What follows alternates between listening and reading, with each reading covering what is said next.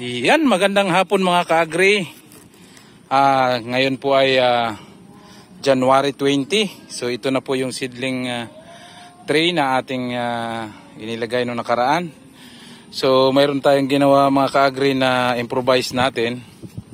Yan mga ka-agri. Papalisin natin iyan para 3/4 lang ang laman ng seedling tray. Maya-maya lamang mga ka-agri, magbo-broadcast na rin po tayo. So may mga improvise po tayong mga ginawa. Papakita ko rin po sa inyo mamaya mga ka-agri. So para hindi gasinong puno, ito sinukat ko sa seedling tray at ikakalis natin dito mga ka-agri. Kakalis natin dito ganyan. Ganyan siya mga ka-agri. Kakalis natin. Yan. So ganito ang gagawin natin mga ka-agri. Kakalisan. Yan, kakalisan natin lahat 'yan. Tapos ay i-sprayhan po natin ng BioEnd bago po natin bubroadcastan. So, ganito sa ngayon. Ayan mga ka-agri. Tingnan nyo mga ka-agri. Ayan. Yan po siya. Susukat po yan dyan. Yan mga ka-agri. Kakalisin kong ganito. Ayan. Kung makita nyo mga ka-agri, kakalisan. Ayan. So, ang mangyari, 3/4 po siya mga ka-agri. So, ang laman niya ay 3/4 lang. Tapos, saka natin lalagay yung ating pina-germinate na ating Insect RC 216.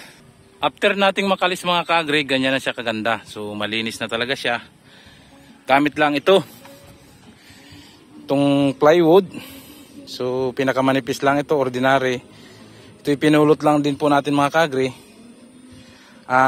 Binawasan lang natin para maging 3/4 ang laman ng ating tray. So gaya na ang resulta. Yan, napakaganda mga ka-agri. Tapos ating i-sprayhan mga ka-agri yan ng BioEnd. Ito yung BioEnd mga ka-agri. Sa hindi nakakaalam. Yan, BioEnd. For rice at ibang mga crops. Ito po ay bakunang urea. Binigay lang po ito mga ka-agri sa atin ng Department of Agriculture. Yan, binigay lang po ito. Yan, ito pala ang mga kasama po dito. UP Los Baños. Yan, yung National Institute of Molecular Biology and Biotechnology. UPLB Biotech. Kasama ang Department of Agriculture or DA. Romark Enterprise. Ito po nung pamigay ng seedling at saka pataba. Kalakip po ito. So, kung paano gamitin, may instruction naman sa likod mga ka-agri. Yan. Sundan na lang po ninyo kung anong nakagabay dito sa likod. So, naka-prepare na yung ating knapsack sprayer. At i-spray natin mga ka-agri doon sa ating ginawang sa seedling tray. Disclaimer lamang mga ka-agri, ang ating pong ginagawa ay experimental. Dahil bago lang din po sa atin yung BioEnd, hindi natin pa nasusubukan. Pero ayon naman sa kanilang instruction or direction, pwede po gamitin natin ang BioEnd maging sa sabog tanim. So pwedeng sa punla, pwede nating ibubudbud or padilig or pa-spray. So itry natin dito. Anumang result mga ka-agri ay wala tayong problema dahil susubukan lang po natin. At i-update po namin kayo mga ka-agri kung anong result ng BioEnd. So first time natin gumamit ngayon. So ito'y experimental mga ka-agri at masusubukan natin kung talaga siya ay maganda. So i-sprayhan na po natin mga ka-agri gamit ang knapsack sprayer.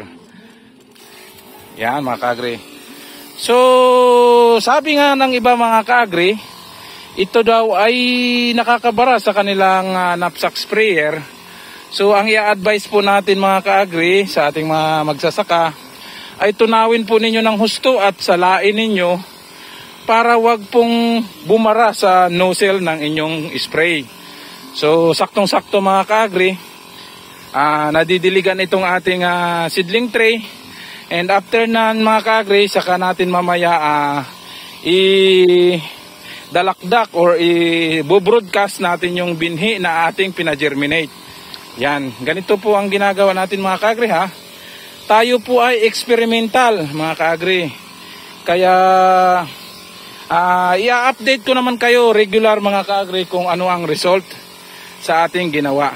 So siguro po ay dapat ay buksan nyo lang ng kaunti ang nozzle para wag pong magbara ang spray gun ninyo. Dahil mayroon nagsabi na iba, ito daw po ay bumabara dahil para daw uling may uling. So ang ginawa po ay sinala po natin ang husto yan at para hindi magbara po sa nozzle. So pagpasensyahan na rin po ninyo mga kasaka ko, medyo malikot po ang ating camera dahil wala po tayong kasama at wala tayong cameraman. At yung ating trabaho ngayon ay sa putikan. So talagang nakakaawa naman pag magsama pa tayo ng taga-camera. So tingnan po ninyo mga kaagri, kapapalis natin yan. Pinalis natin na DIY natin ginawang pangpalis na itong plywood. At ito po hindi natin binili mga kaagri. Pasalamat po tayo sa Department of Agriculture na katayong mga maliliit na magsasaka ay nakakatanggap ng mga ganong libre. So wag po nating itabi lamang, atin pong gamitin. Susubukan po natin kung maganda ba talaga. So i-update ko po kayo mga kaagri sa mga susunod na result dito po gamit ang Bio-N fertilizer. Ito na yung result sa pina-germinate natin mga kaagri na certified seeds. Yan. So maganda po ang tubo niya. Tingnan nyo mga kaagri. Yan. So maganda ang tubo niya. Ito hinugasan natin, pinalutang natin. At ito ang gagamitin natin para dito. Yan mga kaagri, saktong-sakto lang. So mano-mano. Ganyan natin ginagawa mga kaagri. So mano-mano tayo. Siguro next time mag-fabricate tayo ng release ng ating seeder. Dahil talagang matagal pagka ganito. Samantalang yun, itutulak mo lang ay areglado na kagad. Ngunit hindi pa nga natin nasusubukan kung paano. Ay ngayon po muna mga kaagri, tayo yung mano-mano muna. So kung tawagin nila dito sa local language nila dito is ito'y dalakdak. So dalakdak lang muna tayo. Yan. So ito na yan, kaunti na lang, malapit na tayo matatapos. Iyan ho ay nasa 120 po na seedling tray. Pa-comment down din below po sa ating comment section, baka makapal ba ito o manipis. Kaya i-advise nyo lang po dahil first time po natin gumamit ng ganitong pamamaraan. Nag-broadcast po tayo mga kaagri ng ating pina-germinate na Insect RC216 na certified seeds. So ito na yung ating ginawa. Ito ay experimental lang mga kaagri. Hindi po natin alam kung magkakaigi ito. Mayroon pa tayo dito. Ito ay 40, 40, 80. 120 po na seedling tray ito mga kaagri. Ito try natin ito using seedling tray. At gagamitin din natin yung ating walk behind transplanter. Gagamitin po natin dito sa area. Kaya samahan nyo mga kaagri at ating i-broadcast by hand.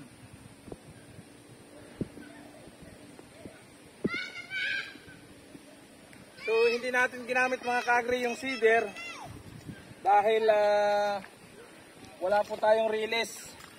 Hindi po siya kayang dahil malambot po yung putik, hindi po kayang pagulungan ng seeder. So ginagamit lang po natin mga kaagri mano-mano. Nakikita naman natin sa ibang bansa at sa ibang bayan ay ganun ang ginamit nila. Disclaimer mga kaagri, first time natin sa ganitong pamamaraan. So first time natin ngayon gumamit ng makinarya this coming dry season. Hindi tayo sanay sa mga ganitong gawain. Kung mayroon kayong napupuna, comment down below lang mga kaagri para makatulong po tayo sa ating mga kapwa magsasaka. Kaya mga kaagri, ako ang inyong kaagri at ikaw ang bida. Thank you so much.